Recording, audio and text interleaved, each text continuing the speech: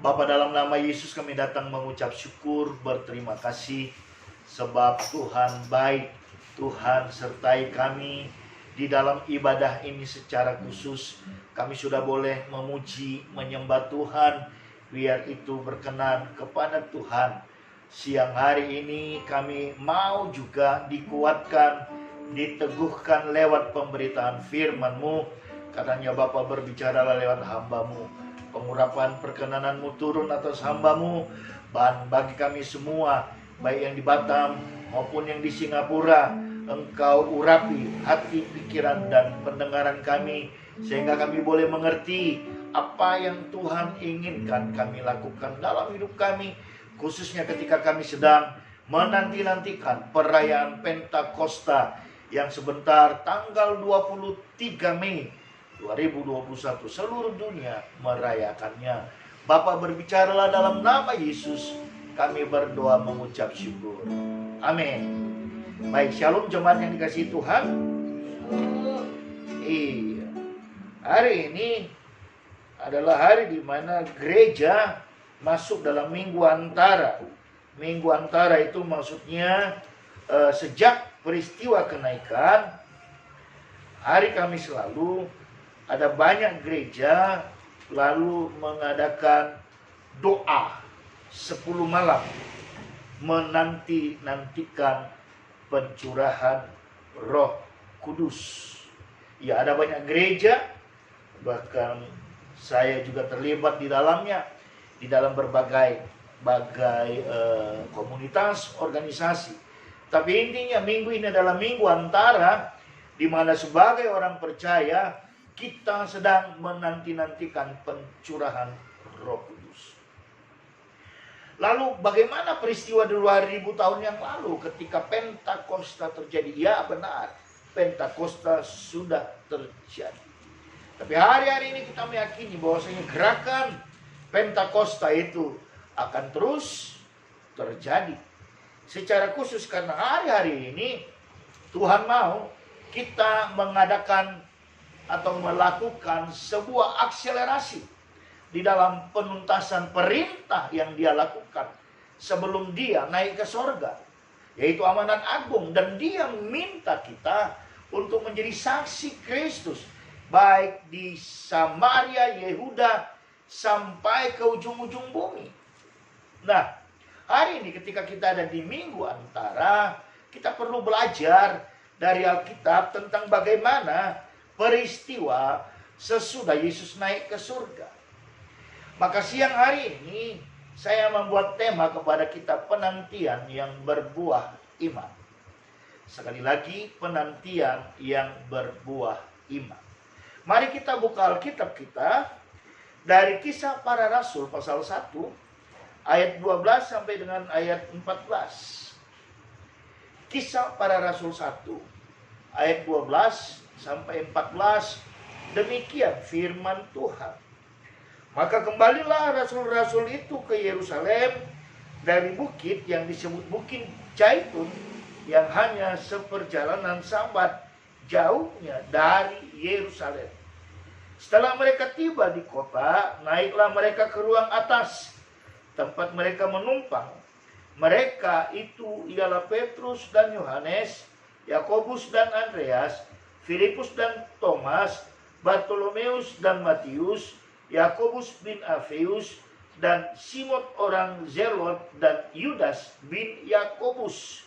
Mereka semua bertekun dengan sehati dalam doa bersama-sama dengan beberapa perempuan serta Maria ibu Yesus, dan dengan saudara-saudara Yesus. Inilah yang mendasari minggu antara. Ada banyak gereja, ada banyak komunitas persekutuan orang percaya melakukan doa 10 malam atau doa 10 hari menantikan pencurahan Roh Kudus. Karena kalau kita teliti Kisah Rasul pasal 1, sesudah Yesus naik ke surga, lalu rasul-rasul menanti-nanti perikopnya, tidak ada kegiatan lain selain nanti di ayat 15, Matias dipilih mengganti Yudas. Hanya itu yang dicatat di Alkitab. Tapi kemudian perikop berikutnya Tapi itu untuk konsumsi kita minggu depan. Kisah Rasul pasal 2, Pentakosta. Nah, itu diyakini. Kemudian orang meyakini ketika para murid, para rasul tinggal 11. Karena Yudas Iskariot sudah mati. Jadi Yudas yang disebut di sini Yudas bin Yakobus, bukan Yudas Iskariot. Jadi 11 murid plus beberapa perempuan, ada Maria ibu Yesus dan saudara-saudara Yesus. Itulah yang diyakini gereja. Mereka menanti-nantikan dalam sebuah persekutuan doa. Lalu ketika mereka ada dalam persekutuan doa, mereka bertekun dengan sehati dalam doa bersama-sama, maka perlu kita catat jemaat yang dikasihi Tuhan, mereka melakukan itu. Sekali lagi, mereka melakukan itu karena mereka percaya apa yang Yesus janjikan pasti mereka terima. Yang setuju, katakan amin. Sekali lagi catat, mereka melakukan itu karena mereka percaya apa yang Yesus janjikan sebelum Yesus terangkat, Yesus naik ke surga, itu pasti terjadi dan tergenapi dalam hidup setiap mereka. Nah, hari ini ketika masih 1 minggu lagi menuju Pentakosta, kalau kita membawa imajinasi kita, kira-kira para murid, para rasul waktu itu dikatakan setelah mereka tiba di kota, naiklah mereka ke ruang atas, tempat mereka menumpang. Jadi ada sebuah tempat mereka menumpang, mereka berkumpul di situ. Selama 10 hari, 10 malam, mereka bertekun, berdoa bersama-sama. Karena apa? Karena mereka percaya. Lagi saya katakan, karena mereka percaya apa yang Tuhan Yesus katakan sebelum Yesus naik ke surga. Mereka percaya itu terjadi. Mereka akan menerima kuasa. Lalu sambil kita kilas ke depan, pada saat kemudian Pentakosta terjadi, karena Petrus begitu meyakini apa yang Yesus janjikan, walaupun dia sempat fail, dia sempat gagal, dia menyangkal Yesus 3 kali sebelum peristiwa penyaliban Yesus. Tapi ketika kemudian Petrus percaya, maka ketika Roh Kudus itu turun atas pribadi seorang Petrus, maka sekali dia berkhotbah, ada 3.000 orang bertobat, ada 3.000 orang menerima Yesus. Pun demikian dengan kita hari ini. Sebagai gembalamu saya mau katakan, biarlah kita terus mempersiapkan diri sedemikian rupa. Karena Pentakosta bukan belum terjadi, tapi Pentakosta adalah sebuah momentum peringatan bagi setiap kita orang percaya, bahwasanya lagi dan lagi dan lagi Tuhan akan memenuhi kita. Tuhan akan membuat kita penuh dengan Roh Kudus. Dan dengan Roh Kudus pula kita akan bergerak. Dengan Roh Kudus pula kita akan bertindak. Baik kita yang ada di Batam maupun kita yang ada di Singapura. Masihkah kita ingat khotbah tentang bagaimanapun kita ada di Singapura. Tapi ketika kita mau, maka kita punya kuasa. Untuk apa? Ada banyak hal kemarin dijelaskan kepada kita. Tapi hari ini Tuhan mengingatkan kita. Ketika kita sedang menantikan sesuatu, penantian kita haruslah berbuah iman. Kenapa penantian yang berbuah iman? Karena ketika kita semakin tekun, ketika kita semakin serius menanti-nantikan apa yang Tuhan janjikan kepada kita, maka harusnya itu membangkitkan, itu membangun iman kita. Bukankah Alkitab berkata iman sebesar biji sesawi itu bisa memindahkan gunung?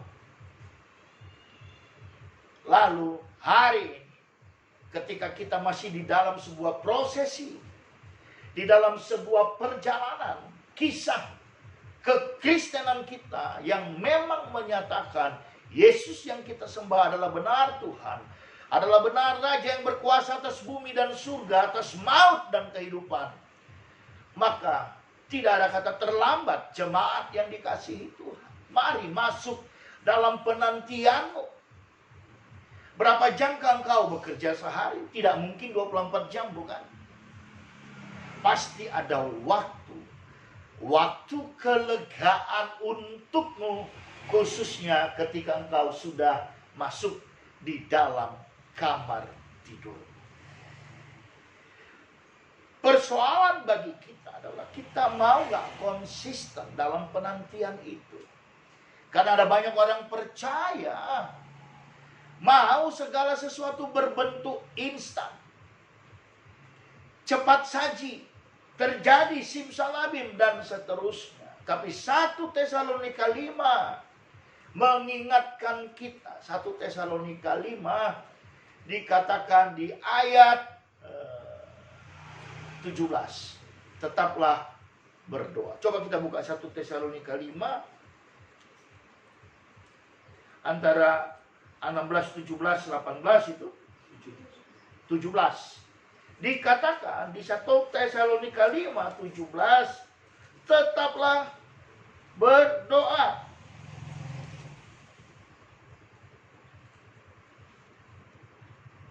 You see? 1 Tesalonika mengingatkan kita juga, tetaplah berdoa. Tetaplah berdoa artinya terus menerus, tidak pernah putus. Nah, sebagai orang Kristen, sebagai orang percaya, tentunya doa adalah bagian hidup kita yang vital. Doa adalah bagian hidup kita yang sangat urgent. Tapi misalnya jika pagi hari tadi kita terjaga dari tidur kita, kita belum berdoa. Lalu bagaimana kita bisa berperilaku seperti para murid ini? Mereka naik, tidak dijelaskan sih di apartemen mana, di jalan mana, tapi mereka naik ke sebuah ruangan di lantai 2, di tempat mereka menumpang. Halo, menumpang artinya it's not your own. Itu bukan milik. Namanya juga menumpang. Is it same with you? Kamu ada di Singapura, kamu bekerja, kamu punya kamar tidur private, tapi itu bukan kepunyaanmu. Lalu kenapa para murid cari ruangan untuk bisa menumpang? Agar mereka bisa bertekun. Memang kalau kita sendiri berdoa, di sisi lain ada faktor-faktor doa. Tapi ini kita berdoa, bicara tentang doa, bertekun dalam doa secara korporat untuk menantikan apa yang Tuhan janjikan. Ketika mereka bersama-sama masuk di dalam sebuah doa, mereka menantikan Tuhan dengan tekun. Maka saya terlalu percaya mereka akan saling menguatkan satu sama lain. Bagaimana dengan kita? Apalagi kita yang orang-orang diaspora, orang yang lonely di perantauan. Apalagi sekarang ada larangan no going out. Singapura full lockdown selama 1 bulan. Changi saja Jewel ditutup. Tapi dengan jemaat yang dikasihi Tuhan, dalam kita menuju peringatan Pentakosta, engkau dalam doa-doamu tidak akan pernah sendirian. Pastikan itu. Jika engkau berdoa, maka engkau dalam doa-doamu tidak akan pernah sendirian. Karena kenapa? Ada gembalamu yang berdoa untukmu. Ada bundamu yang berdoa untukmu. Dan lebih daripada itu, ada Roh Kudus yang bersama-sama denganmu berdoa. Roma 8 mengajarkan kita, Roh itu sendiri yang akan berdoa ketika kita sudah tidak bisa lagi mengungkapkan doa lewat kata demi kata. The point is, mari mulai berdoa. Ketika saya mengikuti jejaring doa, gereja, komunitas, persekutuan, seluruh orang percaya, para hamba Tuhan, para gereja, mereka percaya. Sebagaimana para rasul, para murid percaya bahwasanya seketika nanti tanggal 23 Mei 2021 tiba, maka kami atau kita semua akan kembali diperbarui. Mungkin rohmu hari-hari ini mulai padam. Mungkin rohmu hari-hari ini mulai kelelahan. Tapi dengan peristiwa Pentakosta yang sebentar akan kita peringati 1 minggu lagi, maka kita kembali akan disegarkan, kita kembali dipenuhi, dan dengan itu kita bergerak, kita bertindak sebagaimana kisah para rasul 1 ayat 8. Kita akan menjadi saksinya Kristus, sebab kuasa Roh Kudus itu ada dalam diri kita. Kuasa Roh Kudus itu dipenuhi dalam hidup kita. Ada amin. Nah, marilah jemaat yang dikasihi Tuhan.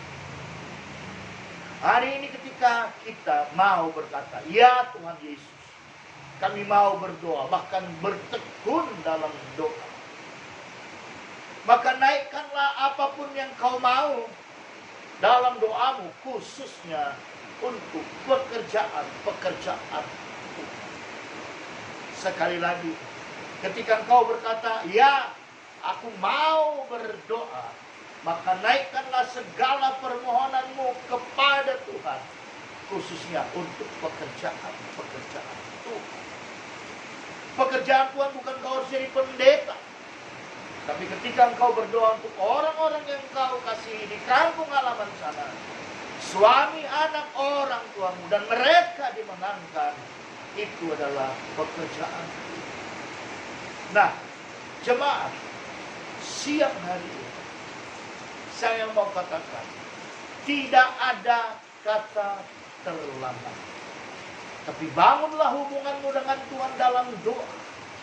Doa yang bertekun. Format bentuk doa apakah yang harus kita tiru? Mungkin itu pertanyaan. Seperti Tuhan Yesus. Markus 1. Ya, Markus 1 ayat 5 atau ayat 3 boleh dicek. Dikatakan di situ, pagi-pagi benar. Jadi format doanya kita adalah sebagaimana yang Tuhan Yesus lakukan. Ketika engkau terjaga dari tidurmu, berdoalah. Nah, ketika engkau kemudian masuk dalam pekerjaan, Markus 1. Ketika engkau masuk dalam pekerjaanmu, engkau manage waktumu sedemikian rupa, maka aturlah waktumu sedemikian rupa. Pada saat engkau mengakhiri harimu, masuklah ke kamarmu, berdoalah. Minta Tuhan, jangan aku tidak terikut, jangan aku terabaikan, tapi lewat Pentakosta, aku juga ikut dipulihkan, aku ikut disegarkan, dan aku mau Tuhan, Engkau memberkati aku. Ayat 1, Markus 1, 3 atau 5. Ya, pagi-pagi benar, klik yang ada. Oke. Sebentar. Markus berarti dia sudah jalan ke depan.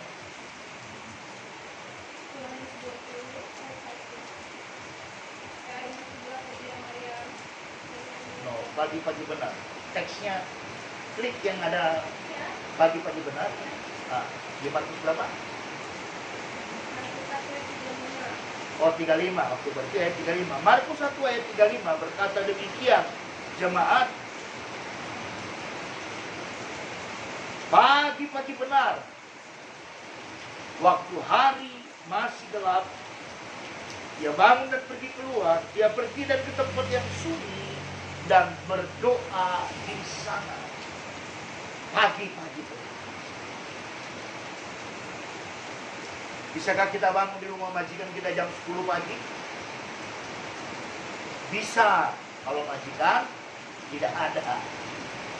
Tapi ketika Yesus memperkenalkan pola doa pagi-pagi benar, mari mulai besok ikuti pola Yesus dan khususkan waktumu berdoa untuk menyambut Pentakosta. Dan saya percaya semua kita pasti diberkati Tuhan.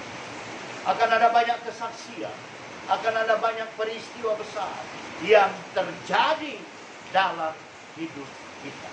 Tuhan Yesus memberkati. Kita berdoa. Bapa, dalam nama Yesus, terima kasih buat firman-Mu, dan biarlah apa yang para murid, para rasul lakukan sebelum Pentakosta, ketika seluruh gereja melakukan juga doa 10 hari, doa 10 malam, menantikan Pentakosta diperingati tahun 2021. Biarlah itu juga boleh menjadi bahagian kehidupan kami. Bapak, terima kasih.